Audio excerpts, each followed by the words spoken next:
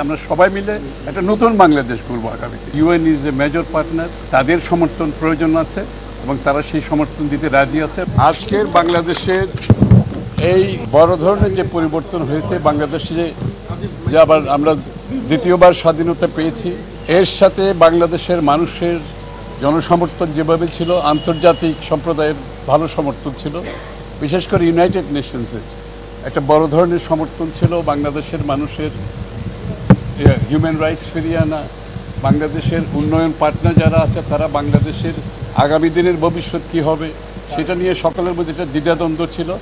আজকে সকলের সেই সংখ্যা কেটে গেছে এবং সেই সংখ্যা কেটে আগামী দিনের বাংলাদেশ আমরা সকলে মিলে কীভাবে করব, আমরা সবাই মিলে আগামী দিনে বাংলাদেশ কীভাবে করব, আমাদের পার্টনাররা সঠিক প্যাড আর সঠিক তথ্য দিয়ে কেশু সামলে নিব এক হয়ে। Monalisa sanitary napkin. UN is a major partner এবং তাদের সমর্থন প্রয়োজন আছে এবং তারা সেই সমর্থন দিতে রাজি আছে এবং সবাইকে নিয়ে কাজ করতে রাজি আছে। আমরা সবাই মিলে একটা নতুন বাংলাদেশ করব আগামীতে।